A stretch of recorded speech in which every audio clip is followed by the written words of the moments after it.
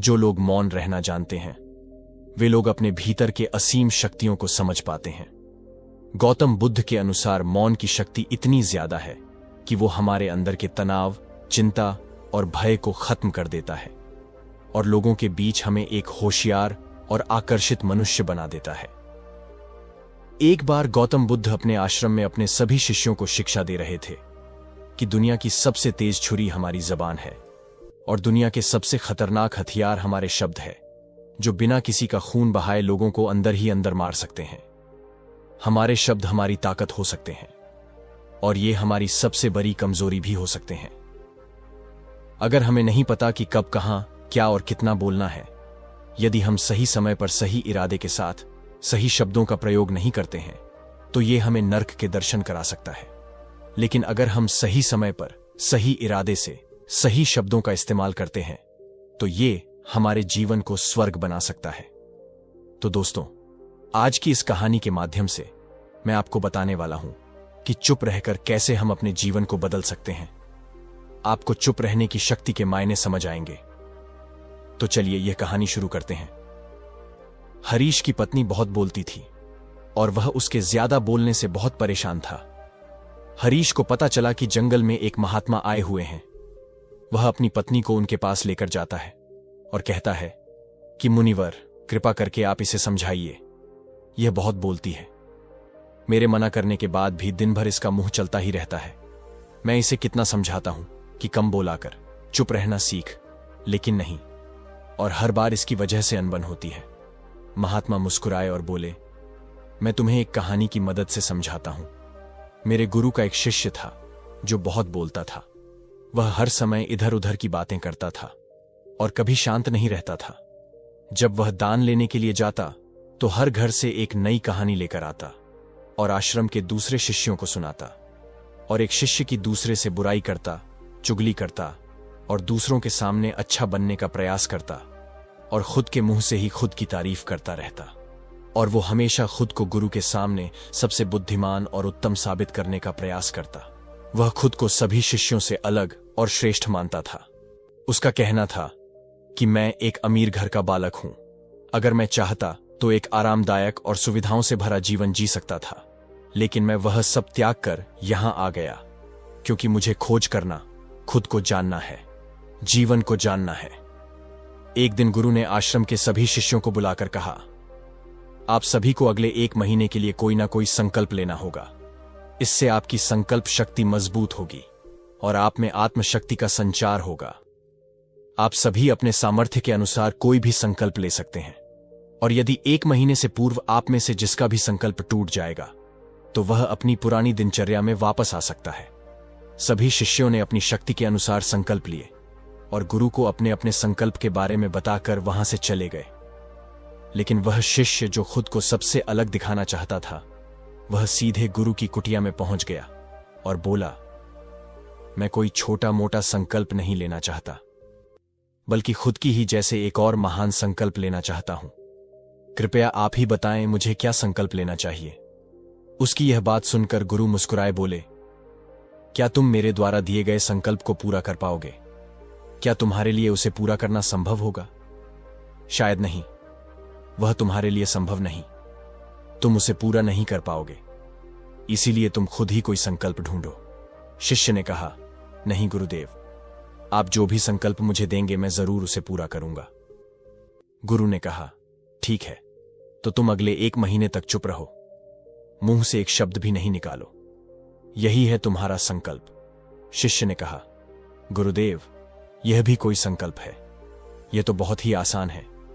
आप कोई संकल्प दीजिए जो मेरी योग्यता के बराबर हो। गुरु ने कहा, पहले तो तुम इस संकल्प को तो पूरा करके दिखाओ। शिष्य ने गुरु की बात मान ली और वह उसी समय चुप हो गया और पलटकर कुटिया से बाहर चला गया। उसे चुप रहना बहुत आसान लग रहा था। उसने एक दिन तो जैसे तैसे चुप रहकर काट लिया, लेकिन दूसरे दिन से उसके मन में ना बोलने का बोझ बढ़ने लगा और तीसरे दिन उसे भारीपन महसूस होने लगा और चौथे दिन उसके अंदर एक अजीब सी बेचैनी होने लगी, क्योंकि आसपास आश्रम के सभी शिष्य एक दूसरे से बातें कर रहे थे। वह भी अपना पक्ष उनके सामने रखना चाहता था, उनकी बोलती बंद कर देना चाहता था, लेकिन उसका संकल्प बीच में आ रहा था, इसीलिए वह पूरे दिन सिर्फ आंखें बनाता। इसी तरीके से कुछ दिन और बीते और वह शिष्य बीमार हो गया। उसका सिर फटा जा रहा था। उसका खाने पीने तक का मन नहीं था। वह सिर्फ बोलना चाहता था। वह गुरु के पास गया और उनके सामने बैठकर लिखकर उन्हें बताया, गुरुदेव, मैं बोलना चाहता हूं। बिना बोले मुझे सांस नहीं आ रही है। मेरा दम घुटता जा रहा है। मैं अंदर ही अंदर पागल हुआ जा रहा हूं। मैं क्या करूं? संकल्प जाने दूं क्या? यह पढ़कर गुरु मुस्कुराए और बोले, जो अपने संकल्प को पूरा कर लेता है वह अपनी आंतरिक शक्ति को बढ़ाता है, और जो अपनी आंतरिक शक्ति को बढ़ा लेता है वह समाज और जागृति की राह पर आगे बढ़ जाता है। संकल्प का लेना भी तुम्हारे हाथ में था और इसे जाने देना भी तुम्हारे हाथ में है। तुम्हारे बहुत से भाई अपने संकल्प को त्याग कर अपनी पुरानी दिनचर्या पर वापस आ चुके हैं। अगर तुमसे नहीं हो पा रहा तो तुम भी संकल्प त्याग कर अपनी पुरानी दिनचर्या पर वापस जा सकते हो। लेकिन याद रहे, अगर आज तुम इस छोटे से संकल्प को नहीं संभाल पा रहे तो तुम अपनी बाकी की पूरी जिंदगी को कैसे संभाल सकोगे? बाकी फैसला पूरी तरह से तुम्हारे हाथों में है। गुरु की यह बात उस शिष्य के दिल में चोट कर गई। वह बिना कुछ बोले वहां से वापस चला गया और खुद को अपनी कुटिया में बंद करके केवल अपने जरूरी कामों के लिए ही कुटिया से बाहर निकलता। वो बाकी सारे समय कुटिया के अंदर ही बैठा रहा। 15 दिन बीत चुके थे और आश्रम के लगभग सभी शिष्यों का संकल्प अब तक टूट चुका था, लेकिन उसका संकल्प अभी भी जारी था। संकल्प लेने के बाद से अब तक उसने एक शब्द भी नहीं बोला था। सारा आश्रम हैरान था कि इतना बोलने वाला इंसान चुप कैसे हो गया। 15 दिन बीतने के बाद वह दोबारा अपने गुरु के पास गया और लिखकर बताया कि गुरुदेव, मैं बाहर से तो चुप हूं, लेकिन मेरे भीतर बहुत सारी आवाजें हैं। बहुत सी चीख पुकार और शिकायतें हैं मेरे अंदर। मेरा मन तरह तरह के प्रश्न पूछता है। मैं बाहर से जितना मौन हूं, भीतर से उतने ही शोर शराबे से भरा हुआ हूं। क्या इस तरह से मेरा संकल्प अभी भी है? गुरु ने कहा, हां, तुम्हारा संकल्प अभी भी जारी है, लेकिन जब तक लोगों की यह आवाजें तुम्हारे कानों में आ रही हैं, तुम्हारा मन बोलता ही रहेगा, क्योंकि इसे तो आदत है। तुम भले ही बाहर से चुप रहो, लेकिन तुम अंदर ही अंदर बोलते रहोगे। तुम्हें इन बातों से, इन आवाजों से दूर जाना चाहिए। शिष्य गुरु को प्रणाम कर वहां से चला जाता है और सुबह होते ही जंगल की तरफ चला जाता है। कई दिन बीत जाते हैं और संकल्प का समय भी पूरा हो जाता है, लेकिन शिष्य लौटकर नहीं आता। आश्रम में सभी को भय था कि कहीं जंगली जानवर ने उसे ना खा लिया हो। इस बीच उसे ढूंढने की बहुत कोशिश की गई, लेकिन वह कहीं नहीं मिला। गुरु भाइयों ने मान लिया था कि जंगली जानवरों ने उसे अपना शिकार बना लिया है, लेकिन गुरु को ऐसा नहीं लगता था। एक दिन आश्रम का एक अन्य शिष्य गुरु के पास आया और बोला, गुरुदेव, हमारे उस अधिक बोलने वाले भाई के साथ क्या हुआ होगा? क्या जानवर ने उसे मार दिया होगा? गुरु ने कहा, हो सकता है कि जानवरों ने उसे अपना शिकार बना लिया हो, लेकिन उसके न लौटने की एक दूसरी वजह भी हो सकती है। शायद उसे वह मिल गया है जिसके लिए वह गया था। फिर शिष्य ने पूछा, गुरुदेव, क्या ज्यादा बोलना इतना हानिकारक होता है? गुरु ने बोला, हां, इंसान के जीवन के बहुत सारे दुखों में से एक दुख यह भी है कि वह कभी चुप नहीं रह सकता। हमेशा कुछ ना कुछ बोलता ही रहता है। सिर्फ हमारे बोलने के कारण हमारे आधे से ज्यादा दुख पैदा होते हैं। हम में से कोई भी चुप नहीं रहना चाहता। हम बस सामने वाले को सुना देना चाहते हैं। जो भी हमारे मन में है सब निकालकर उसके मन में बैठा देना चाहते हैं। उसे समझा देना चाहते हैं कि देख, तू गलत है और मैं सही। इस तरीके से सुनने और सुनाने का यह काम जिंदगी भर चलता रहता है, लेकिन इस नासमझी में हम अपना समय, अपना जीवन, अपनी समझ और सबसे महत्वपूर्ण अपना कीमती पल गवा देते हैं। लेकिन इसके बदले हमें मिलता क्या है? कुछ नहीं। सब व्यर्थ और बर्बाद हो जाता है। शिष्य ने पूछा, तो फिर इसका समाधान क्या है? गुरु ने कहा, पूरी जागरूकता के साथ अपने विचारों को देखना, यही एकमात्र तरीका है। सारी मानसिक समस्याओं का वर्तमान में रहकर चिंतन करना, पूरी जागरूकता के साथ अपना काम करना जिंदगी में कमाल का बदलाव ला देता है। उसके बाद वह शिष्य गुरु से अपने प्रश्नों का उत्तर पाकर उनको प्रणाम करके वहां से चला गया। उस शिष्य को आश्रम से गए कई महीने का समय बीत चुका था, लेकिन उसकी कोई खबर नहीं आई थी। अब तक तो सभी उसके वापस लौटने की उम्मीद त्याग चुके थे, लेकिन एक दिन वह आश्रम लौट आता है। पर अब वह वो नहीं था जो यहां से गया था। वह कुछ और ही बनकर वापस आया था। उसके अंदर एक गजब का बदलाव महसूस किया जा सकता था। उसके चेहरे पर एक गजब का ठहराव और आंखों में बनी शांति थी। आश्रम में आते ही सभी गुरु भाइयों ने उसे चारों तरफ से घेर लिया और बातें करने लग गए। वह भी अपने गुरु भाइयों से बातें करने लगा। उससे बात करने वाले सभी ने यह अनुभव किया कि अब वह पहले जैसा उतावला और बातूनी नहीं रह गया था। उसके मुंह से एक एक शब्द बहुत ही सुलझे हुए और मधुरता के साथ निकल रहे थे। कुछ देर तक गुरु भाइयों से बात करने के बाद वह सीधा गुरु की तरफ चला गया।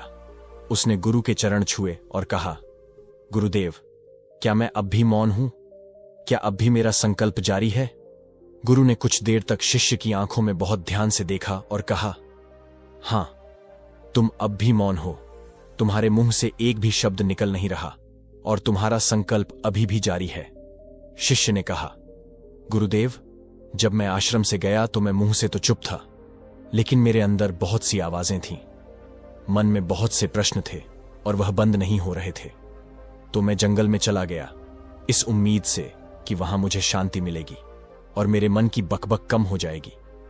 लेकिन मैं जितना एकांत में जाता गया, मेरे अंदर की आवाज उतनी ही तेज होती गई। मेरे भीतर की पुरानी से पुरानी आवाज मुझे सुनाई देने लगी। तब जाकर मैंने महसूस किया कि मैं कितना गलत कर रहा था। जब मैं अपने परिवार वालों, दोस्तों को और गुरु भाइयों को बुरा भला कहता था, तो उस समय मुझे लगता था कि मैं सही कह रहा हूं। जब मैं गुरु भाइयों की एक दूसरे से चुगली करता था और उनका मजाक बनाता, तब भी मुझे यही लगता था कि मैं उनसे बेहतर हूं और मैं सही कर रहा हूं। लेकिन उस दिन मैंने पहली बार महसूस किया कि मैं कितना गलत बोलता था। काफी दिनों तक यह आवाजें, यह शिकायतें मेरे अंदर चलती रहीं, लेकिन धीरे धीरे करके एक दिन यह सारी आवाजें मेरे अंदर से समाप्त हो गईं। अब मैं भीतर से भी मौन हो गया। उस घने जंगल में बाहर से कोई बोलने वाला नहीं था और भीतर कोई आवाज बची ही नहीं थी। और मैं उस दिन पहली बार मौन का सही अर्थ समझा। मेरे चारों तरफ बहुत शांति थी। हालांकि अभी भी कुछ आवाजें आ रही थीं जो पहले भी आती थीं, लेकिन मैं उन्हें सुन नहीं पाता था। बस वह सभी आवाजें मुझे स्पष्ट रूप से सुनाई दे रही थीं। हवा के चलने की आवाज, पक्षियों के चहक की आवाज और पानी के बहने की आवाज। ये सभी आवाजें मैंने पहली बार पूरे होश में सुनी। अपने चारों तरफ इतनी शांत मैंने पहले कभी महसूस नहीं की थी। तो इस शांति को भंग करने के लिए मैंने पहली बार अपने मुंह से कोई शब्द निकाला। मैं चिल्लाया, हे ईश्वर, यह कैसी शांति है? सभी कुछ इतना शांत क्यों है? ऐसा क्या हो गया? लेकिन मेरे चिल्लाने के बाद भी शांति भंग नहीं हुई। सब कुछ पहले जितना ही शांत था, बाहर भी और भीतर भी। हे गुरुदेव, मैंने अपने गुरु भाइयों से बात की, मैंने आपसे बात की, मैं बोल रहा हूं, मैं चल रहा हूं, मैं सब कुछ देख रहा हूं, लेकिन मैं अपने भीतर एकदम एकांत में हूं, मौन में हूं। भीड़ में होता हूं तब भी भीतर से एकांत में होता हूं। जब मैं खुद में भी शोर करना चाहता हूं तब भी एकांत में ही होता हूं। अब सब दिखाई देने लगा है, सब सुनाई देने लगा है। गुरु ने कहा, जब तक हम बाहर की तरफ बोलते रहेंगे, भीतर अशांति ही रहेगी। लेकिन जिस दिन हम भीतर की तरफ घूम जाएंगे, तब हमारे मुंह से कुछ भी निकलेगा, हम शांत ही रहेंगे। दुनिया में जितनी भी बुराइयां हैं, ज्यादातर हमारे बोलने से ही उत्पन्न होती हैं, क्योंकि हम चुप रहना नहीं चाहते। जितनी जरूरत है उससे कहीं ज्यादा हम बोलते हैं।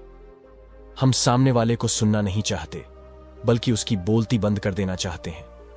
उसे समझा देना चाहते हैं कि मैं कौन हूं, मैं क्या कर सकता हूं, और यही हमारी जिंदगी का मकसद बनकर रह जाता है। हमारी सारी ऊर्जा व्यर्थ के बोलने में बर्बाद होती रहती है। ऐसे ही समाज में लोगों का जीवन दुखों से भर जाता है, जो हमेशा एक दूसरे को सुनाने में लगे रहते हैं। कभी एक दूसरे को सुनना नहीं चाहते, समझना नहीं चाहते, और चुप रहना तो उन्होंने कभी सीखा ही नहीं, क्योंकि चुप रहना उन्हें छोटा महसूस करवाता है। दुनिया की सभी उनबन का कारण हमारा बोलना ही है।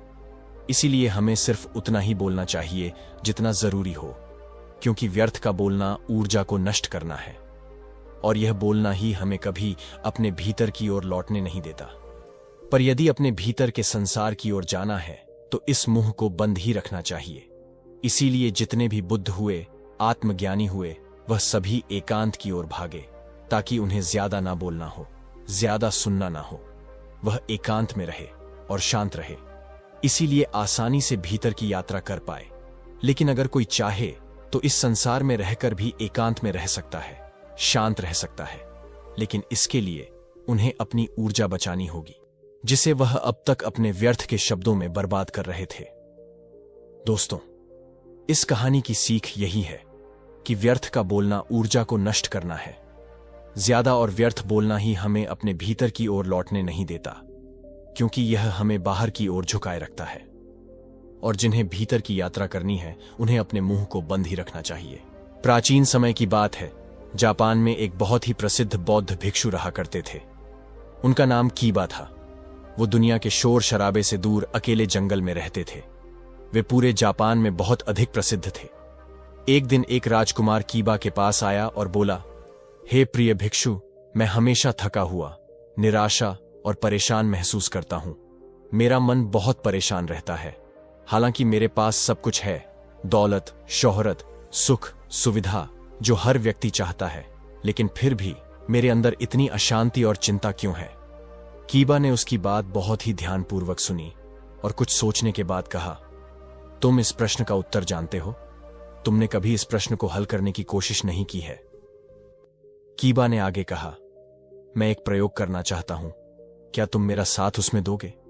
इस प्रयोग के बाद तुम्हारे जीवन में किसी भी तरह की अशांति और चिंता नहीं रहेगी। ये बातें सुनकर राजकुमार बहुत हैरान था। उसने कीबा से कहा, बताइए मुझे क्या करना होगा? अपने मन की शांति के लिए मैं कुछ भी करने को तैयार हूं।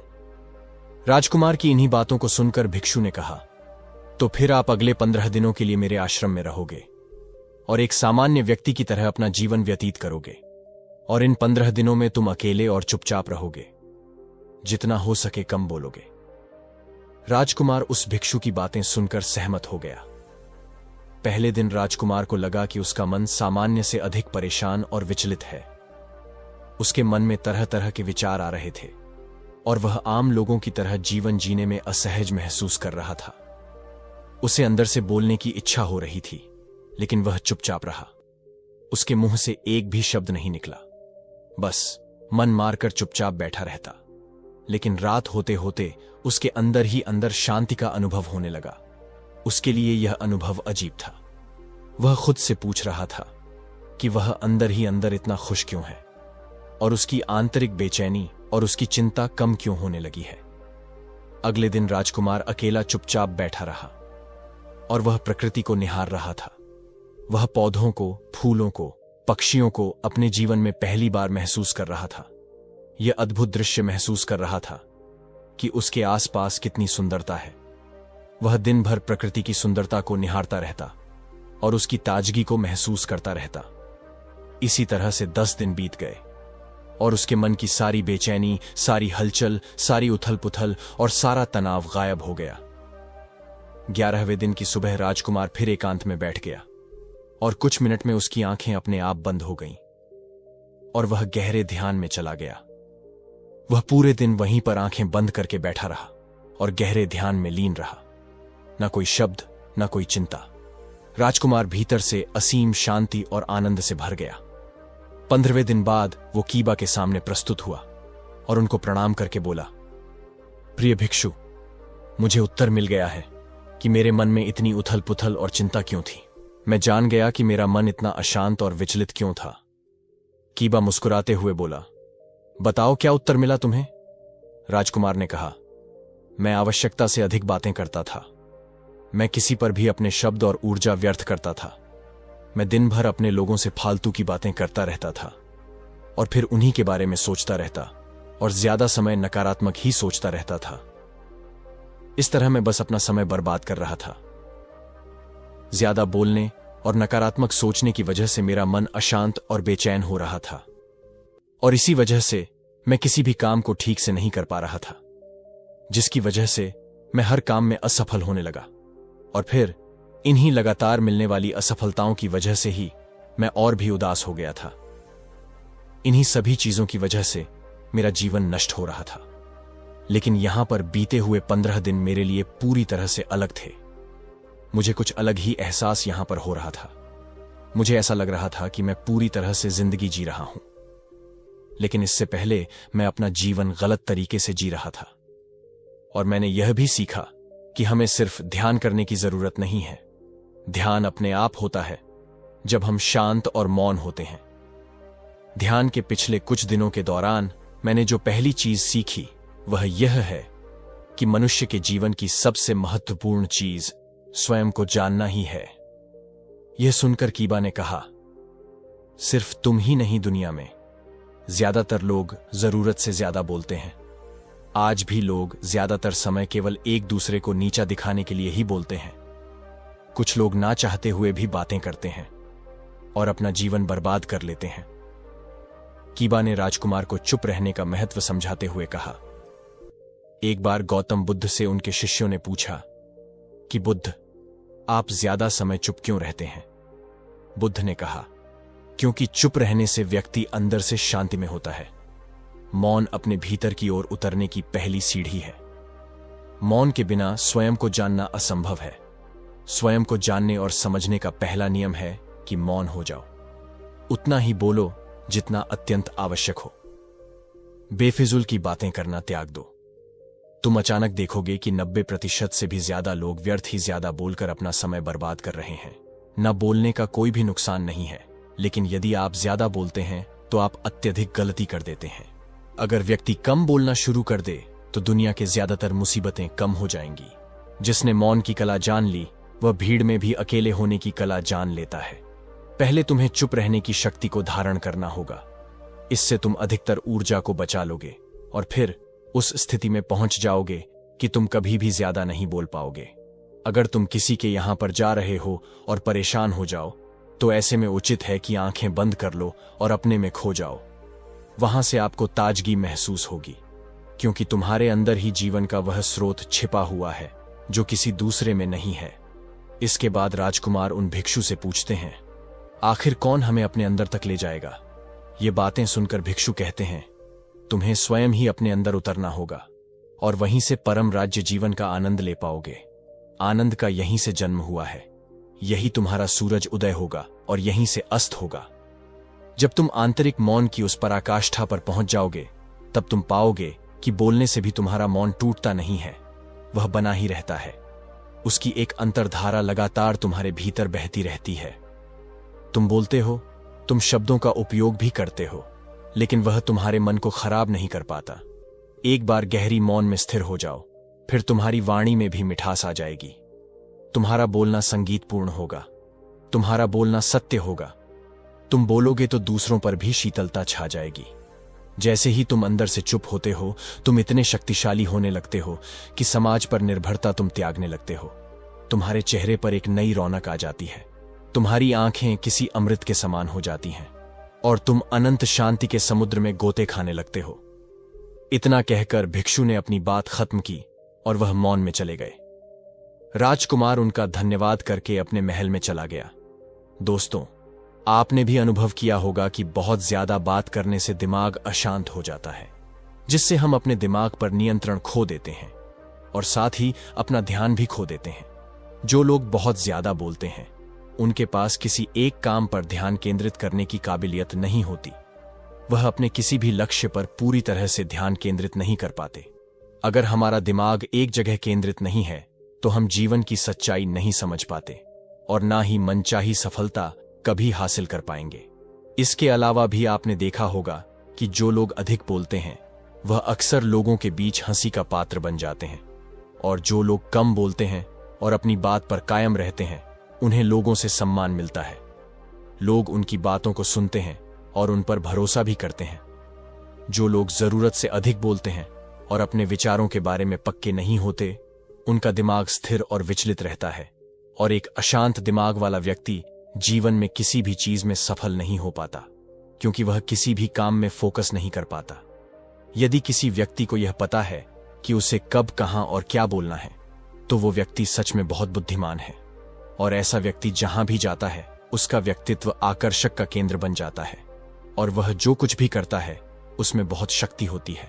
एक बार किसी राज्य का राजकुमार महात्मा बुद्ध के पास आता है और वह महात्मा बुद्ध से कहता है, आप हमेशा कहते रहते हैं कि ध्यान करो, लेकिन मेरे लिए ध्यान करना तो दूर की बात है। मैं कुछ समय के लिए अपनी आंखें बंद करके शांति से भी नहीं बैठ पाता हूं। मेरा मन इतना बेचैन है कि यह हर समय कुछ ना कुछ सोचता रहता है।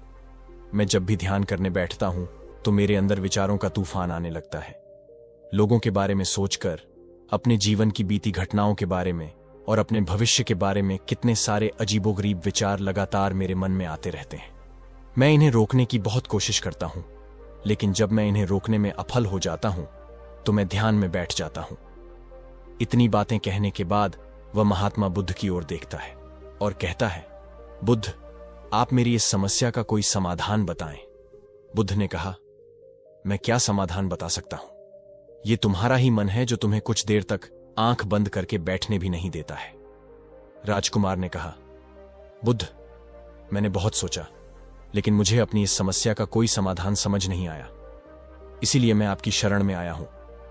अब आप ही कोई रास्ता दिखाएं। बुद्ध ने कुछ देर तक राजकुमार के चेहरे की तरफ बहुत ध्यान से देखा और फिर कहा, ठीक है, तुम यह 4 आदतें त्याग दो और फिर तुम्हारा मन लगने लगेगा। राजकुमार पूरा ध्यान लगाकर बुद्ध की बात सुनने लगा। बुद्ध ने कहा, तुम और तुम्हारे जैसे ज्यादातर लोग यही गलती कर रहे हैं कि वह दूसरों की मन की बातों को पढ़ने का प्रयास कर रहे हैं। वो ये जानना चाहते हैं कि सामने वाला मेरे बारे में ऐसा क्या सोच रहा है, और यही एक आदत तुम्हें सबसे ज्यादा बेचैन और परेशान कर रही है। ज्यादातर उत्सवों पर लोग दूसरों के मन की बातों को गलत और नकारात्मक तरीके से ही पढ़ते हैं। जैसे कि लोग अक्सर सोचते हैं कि दूसरे लोग उनकी तरक्की से जलते हैं, उसे नीचा दिखाना चाहते हैं, उसे पसंद नहीं करते, उसकी मदद नहीं करना चाहते, और ऐसी ही ना जाने कितनी सारी नकारात्मक बातें ऐसे लोग दूसरों के प्रति अपने अंदर बैठा लेते हैं। फिर उनके बारे में ही सोचते रहते हैं, उनसे बदला लेने के तरीके सोचते रहते हैं, उन्हें नीचा दिखाने के मौके ढूंढते रहते हैं, और दूसरों के प्रति यही नकारात्मक सोच इन्हें दुखी करती है। और फिर ऐसे लोग बेचैनी महसूस करते हैं। इसीलिए दूसरे लोग क्या सोच रहे हैं इसका अनुमान लगाना बंद करो। दूसरे लोगों के विचारों को पढ़ने की कोशिश करना बंद करो। अगर पढ़ना ही है तो खुद के विचारों को पढ़ना शुरू करो कि तुम्हारे अंदर क्या चल रहा है। कहीं तुम नकारात्मक सोच, शिकायत या बुराई करने जैसी आदतों के शिकार तो नहीं हो रहे हो? बुद्ध ने कहा, लोगों को असफलता पर हंसना तो लोगों का धर्म है, क्योंकि अगर तुम सफल हो जाते तो यही तो वह लोग हैं जो तुम्हारी तारीफ करते, तुम्हें सम्मान देते, तुम पर गर्व करते। अगर तुम अपनी सफल होने पर दूसरों से तारीफ की उम्मीद करते हो तो अपनी असफलता पर उनके हंसने से तुम्हें दुखी नहीं होना चाहिए। और समस्या ही यही है कि हम इंसान असफलता को बुरा मानते हैं, जबकि असफल होना सफल होने से भी ज्यादा जरूरी है, क्योंकि बिना असफल हुए सफल इंसान के अंदर घमंड और दूसरों को खुद से छोटा समझने की भावना पैदा करती है, जबकि असफलता हमें विनम्र रहना, धैर्य रखना और लगातार प्रयास करना सिखाती है। इसलिए असफलता को बुरा मत समझो, और अगर तुम्हारे काम में असफल होने की संभावना नहीं है तो इसका अर्थ है कि तुमने अपना लक्ष्य अपनी क्षमताओं से छोटा बनाया है। और अगर लोग तुम पर हंस नहीं रहे, तुम्हें ताने नहीं मार रहे हैं, तुम्हारी बुराई नहीं कर रहे हैं, तो तुम अंदर से मरे हुए हो। तुम अपने मानसिक सीमाओं से बाहर जाकर कुछ नया करने का प्रयास नहीं कर रहे हो, क्योंकि असफल भी वही होता है जो कुछ नया करने का प्रयास करता है। और एक बात हमेशा याद रखना, अगर तुम्हारे अंदर असफल होने का साहस नहीं है तो तुम कभी भी दिग्गज लक्ष्य हासिल नहीं कर सकते। इसलिए असफल होने और लोगों के हंसने से भय करना बंद कर दो। बुद्ध ने आगे कहा, लोगों को लगता है कि वे समय को काट रहे हैं, लेकिन असल में समय हर बार उन्हें काट रहा है। लोगों के द्वारा समय को व्यर्थ के कामों में बर्बाद करने का केवल एक ही कारण है, और वो है कि उन्हें लगता है कि उनके पास बहुत समय है, जबकि सच्चाई ये नहीं है, क्योंकि उनसे पहले वाले लोगों को भी यही लगता था कि उनके पास बहुत समय है, लेकिन उन्हें पता नहीं चल पाया कि कब समय बीत गया और उनका बुलावा आ गया। और जब तक उन्हें अपनी गलती का एहसास हुआ तब तक समय उनके हाथ से निकल चुका था। बस पश्चाताप रह गया था कि सारा जीवन व्यर्थ के कामों में बर्बाद कर दिया। इसलिए जब तक यह जीवन है, इसे अच्छे कामों में लगाओ, खुद को जानने में, दूसरों की मदद करने में, लोगों को सही राह दिखाने में, मानवता के कल्याण में। और दूसरी बात कि समय को बर्बाद करने से आज तक किसी का भला नहीं हुआ है।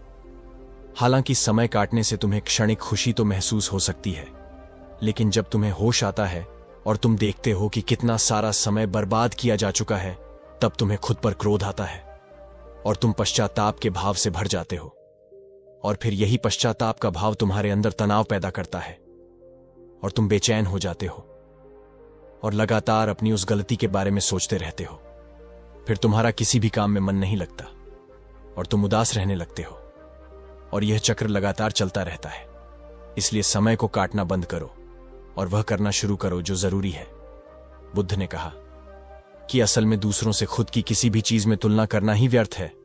सबकी परिस्थितियां अलग हैं, सबकी सोच अलग है, और क्या हुआ अगर दूसरे नहीं कर पाए तो हो सकता है कि तुम ही कर जाओ, क्योंकि अक्सर वही लोग इतिहास रचते हैं जिनसे ज्यादा उम्मीद नहीं होती। और फिर हो सकता है कि जिसे तुम दिग्गज समझ रहे थे, जिसके लिए तुम सोच रहे थे कि उसने बहुत मेहनत की है, बहुत प्रयास किया है, उसने कभी उतना प्रयास किया ही ना हो, केवल मेहनत करने का दिखावा किया हो। क्योंकि ज्यादातर लोग कभी उतनी मेहनत करते ही नहीं हैं जितनी उन्हें अपने लक्ष्य प्राप्ति के लिए करनी चाहिए, और दूसरे लोगों के सामने यह दिखाने का प्रयास करते रहते हैं कि मैंने तो बहुत मेहनत की थी, लेकिन मेरी किस्मत ही खराब थी। और यही वह लोग हैं जो दूसरों को बातों ही बातों में कहते रहते हैं कि जब इतनी मेहनत करने के बाद मैं सफल नहीं हो पाया तो तुम कैसे हो पाओगे, लेकिन अंदर ही अंदर यह इस बात को जानते हैं कि उन्होंने कभी उतनी कोशिश नहीं की थी जितनी उन्हें करनी चाहिए थी। ये बस दूसरों की नजरों में अपनी इज्जत बचाने के लिए, और इस भय से कि कहीं दूसरा व्यक्ति इनसे आगे ना निकल जाए, वे अपने अधूरे प्रयास से घबराते रहते हैं और दूसरों को भी भय दिलाते रहते हैं कि जब मैं नहीं कर पाया तो तुम कैसे कर पाओगे। इसलिए किसी दूसरे असफल व्यक्ति को देखकर यह सोचना त्याग दो कि तुम असफल हो जाओगे। तुम बस अपना सर्वश्रेष्ठ प्रयास करो और बाकी सब समय को करने दो। बुद्ध ने आगे कहा, अगर तुमने यह 4 आदतें त्याग दी तो तुम्हारा मन एकदम शांत हो जाएगा और फिर तुम जहां चाहो वहां अपना मन लगा सकते हो। इतना कहकर बुद्ध मौन हो गए और राजकुमार को भी अब समझ आ चुका था कि उसे क्या करना है।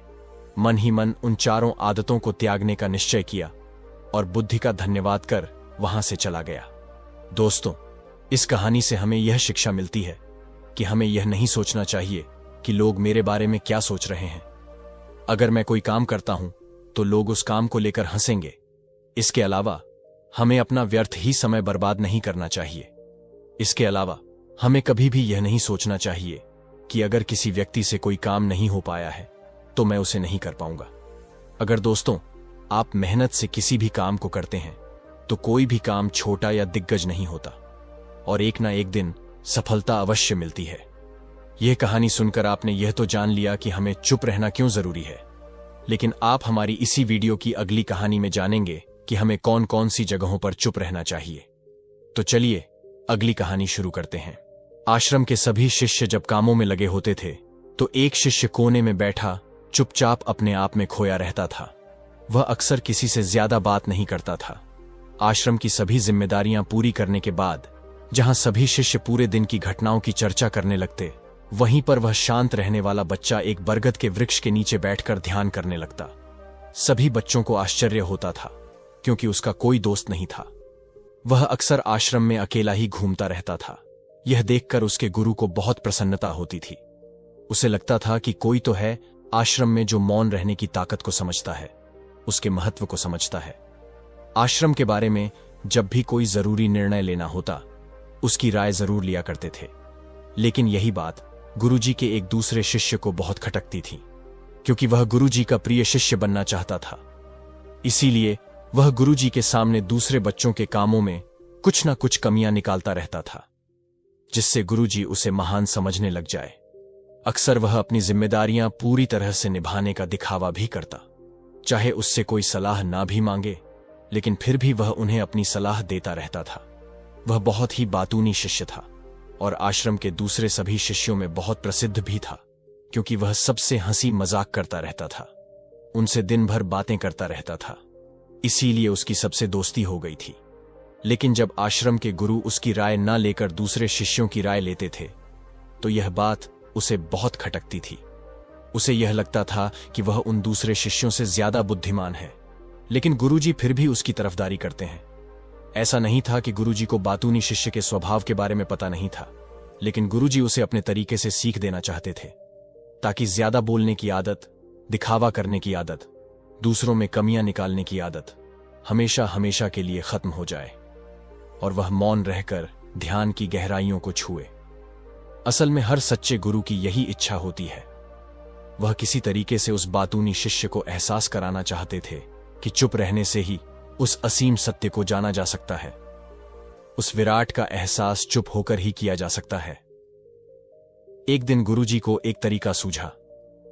उन्होंने आश्रम के सभी बच्चों को अपने पास बुलाया और कहा कि मैं तुम सभी को दो दो हिस्सों में बांटकर अलग अलग गांवों में भिक्षा मांगने के लिए भेज रहा हूं, और जो भी दो बच्चे सबसे ज्यादा भिक्षा मांगकर लाएंगे उन दोनों को आश्रम की सभी जिम्मेदारियां निभाने का मौका दिया जाएगा। अपनी बात जारी रखते हुए गुरुजी ने बताया कि भिक्षा मांगने से हमारा अहंकार खत्म होता है, इसीलिए हर शिष्य पूरे मन से भिक्षा मांगे। कोई भी इस काम को औपचारिकता में ना ले, वरना तो वह अपने जीवन का महत्वपूर्ण ज्ञान खो देंगे। आश्रम के गुरुजी ने जानबूझकर बातूनी शिष्य और चुप रहने वाले शिष्य को एक साथ भेजा। बातूनी शिष्य के मन में सिर्फ एक ही बात चल रही थी कि इस बार उसे मौका मिला है और इस बार वह गुरुजी को दिखा देगा कि वह चुप रहने वाले शिष्य से कितना ज्यादा प्रतिभावान है। दोनों शिष्यों ने आपस में अपनी सहमति से निर्णय लिया कि दोनों गांव के अलग अलग जगह से भिक्षा मांगना शुरू करेंगे, ताकि भिक्षा मांगने का काम जल्दी खत्म किया जा सके। चुप रहने वाला शिष्य हर द्वार पर जाकर नम्रतापूर्वक भिक्षा का पात्र उनके सामने कर देता। उसके चेहरे पर एक सादगी और उसकी आंखों में एक एकांत होता था, जिससे भिक्षा देने वाले उसे भिक्षा देकर अपने आप को अनुग्रहित समझते थे। वहीं पर दूसरा बातूनी शिष्य हर द्वार पर जाकर उनको कुछ ना कुछ ज्ञान देने लगता था, जिससे ज्यादातर लोग उसे बिना भिक्षा दिए ही लौटा देते थे। पूरे गांव में भिक्षा मांगकर जब दोनों गांव के बीच में मिले तो बातूनी शिष्य ने देखा कि चुप रहने वाले शिष्य के पास उससे दुगुनी भिक्षा थी। यह देखकर उसे मन ही मन बहुत ठेस पहुंचा।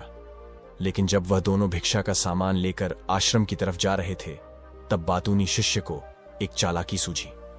उसने चुप रहने वाले शिष्य से कहा कि हमें अपनी भिक्षा एक ही थैले में रख देनी चाहिए। गुरुजी ने हम दोनों को एक साथ भिक्षा लाने के लिए कहा था। चुप रहने वाले शिष्य ने बिना कुछ बोले अपनी सारी भिक्षा उसके थैले में रख दी।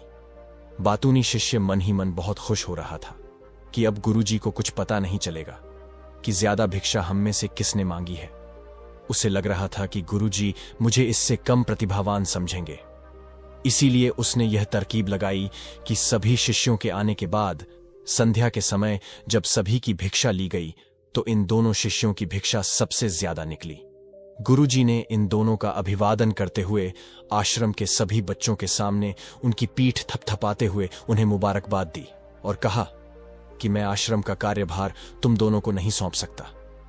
इससे आपसी मतभेद होने का खतरा रहता है, इसीलिए तुम दोनों में से जो ज्यादा भिक्षा लेकर आया है आश्रम की जिम्मेदारी उसे ही सौंपी जाएगी। जब उन्होंने उनसे पूछा कि तुम में से ज्यादा भिक्षा कौन मांगकर लाया था तो बातूनी शिष्य ने कहा कि गुरुजी, मैं इससे दुगनी भिक्षा मांगकर लाया था, लेकिन मुझसे गलती हो गई कि मैंने वह दोनों भिक्षा एक ही थैले में रख ली।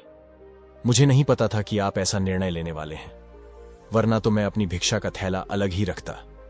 इस पर गुरुजी ने चुप रहने वाली शिष्य से पूछा कि क्या तुम इसकी बात से सहमत हो? क्या तुम इससे कम भिक्षा लेकर आए थे? यह सुनकर चुप रहने वाले शिष्य ने कहा कि गुरुजी, मेरे पास ऐसा कोई साधन नहीं है जिससे मैं यह साबित कर पाऊं कि मैं इससे ज्यादा भिक्षा लेकर आया था। असल में यह उल्टा बोल रहा है। दुगनी भिक्षा मैं लेकर आया था, यह मुझसे आधी भिक्षा लेकर आया था और इसी ने ही मुझसे भिक्षा एक थैले में रखने की बात कही थी। आश्रम से कुछ दूरी पर एक पर्वत थी जिसके पीछे सूरज अभी अभी संध्या के समय ढल रहा था। गुरुजी को तो पता था कि सच कौन बोल रहा है, लेकिन बाकी बच्चों के सामने सच साबित करने के लिए उन्होंने उन दोनों से एक सवाल पूछा कि पीछे पर्वत पर तुम्हें क्या दिखाई दे रहा है?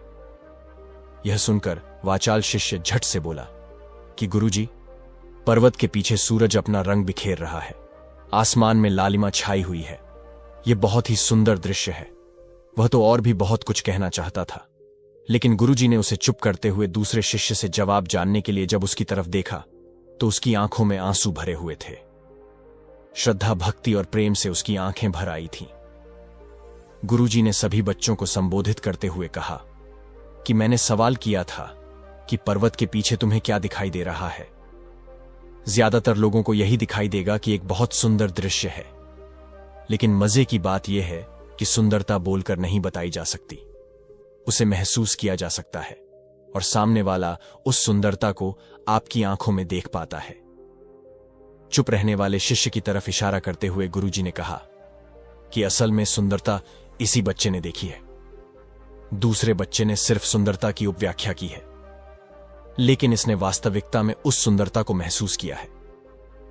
अपने आप को ऊंचा दिखाने की सभी कोशिशें नाकाम होती देख वाचाल शिष्य वहीं पर फूट फूट कर रोने लगा। उसको चुप कराते हुए गुरुजी ने कहा कि बेटा, मुझे पहले से पता था कि तुम झूठ बोल रहे हो, लेकिन मैं तुम्हें उस झूठ का एहसास कराना चाहता था। सभी बच्चों को संबोधित करते हुए गुरुजी ने बताया कि शब्द जाल की तरह होते हैं। हमारे ज्यादा बोलने की वजह से बहुत सारी समस्याएं पैदा होती हैं। जब कोई आदमी एक बात को बढ़ा चढ़ाकर बोल देता है तो उसे सिद्ध करने के लिए वह शब्दों के जाल में फंसता चला जाता है, और इसी वजह से अंतर्मुखी होने के बजाय वह बहिर्मुखी होता चला जाता है। वहीं पर जिस भी व्यक्ति को अपनी अंतर यात्रा करनी होती है, उसे सबसे पहले चुप रहना सीखना होता है। जरूरत से ज्यादा बोलना या फिर हर वक्त बोलते ही रहना, यह सब हमारी अंतर यात्रा में बाधा बन जाती है। जब आप चुप रहने का अभ्यास करते हैं तो आप अपने साथ वक्त बिताने लगते हैं, जिससे कि आप अपने एकांत को जान पाते हैं।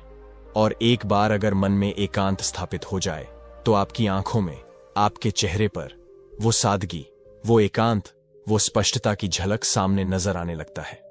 कुछ साबित करने को नहीं रह जाता, कुछ बताने को नहीं रह जाता, सब कुछ आंखों में देखा जा सकता है।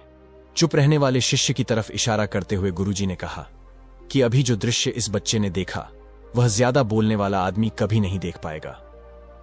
वह अपनी बुद्धि से तर्क वितर्क करता रहेगा कि उसे क्या क्या दिखाई दे रहा है, लेकिन उसमें से वह महसूस कुछ भी नहीं कर पाएगा। उसे दिखाई दे जाएंगे पर्वत, सूरज या फिर उसकी लालिमा, लेकिन उस सुंदरता को, उस रात को वह कभी नहीं देख पाएगा। अगर चुप रहने की कला सीखनी है तो तुम्हें सबसे पहले एक बात ध्यान रखनी होगी कि तुम्हें किसी को भी प्रभावित करने की कोशिश नहीं करनी है। ज्यादातर लोग इसी वजह से ज्यादा बोलते हैं क्योंकि वह दूसरों को प्रभावित करना चाहते हैं, अपने आप को साबित करना चाहते हैं, और उस साबित करने के चक्कर में वे शब्दों के जाल में फंसते चले जाते हैं और धीरे धीरे वहीं उनकी आदत बन जाती है। अगर कोई व्यक्ति दूसरों को प्रभावित करना चाहता है तो वह कितने लोगों को प्रभावित कर पाएगा, उसकी यह भूख बढ़ती जाएगी और वहीं संसार में सभी को कभी भी प्रभावित नहीं कर पाएगा। इसलिए यह समझने की बात होती है कि बहिर्मुखी होने की बजाय हम अंतर्मुखी होकर अपने आप को समझ सकते हैं। अपनी बातों को खत्म करते हुए गुरुजी ने अपना आखिरी संदेश दिया। उन्होंने बताया कि अगर कोई व्यक्ति ज्यादा समय तक चुप नहीं रह सकता तो उसे अभ्यास करना चाहिए।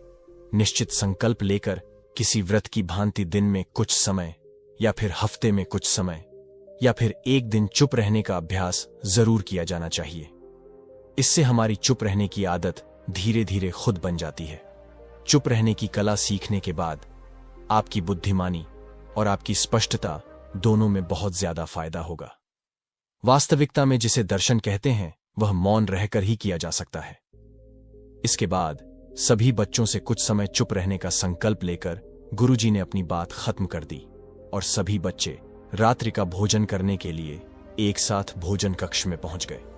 उम्मीद है कि इन कहानियों ने आपको प्रेरित किया होगा। वीडियो पसंद आया तो चैनल को सब्सक्राइब और वीडियो को लाइक और शेयर जरूर करें। धन्यवाद।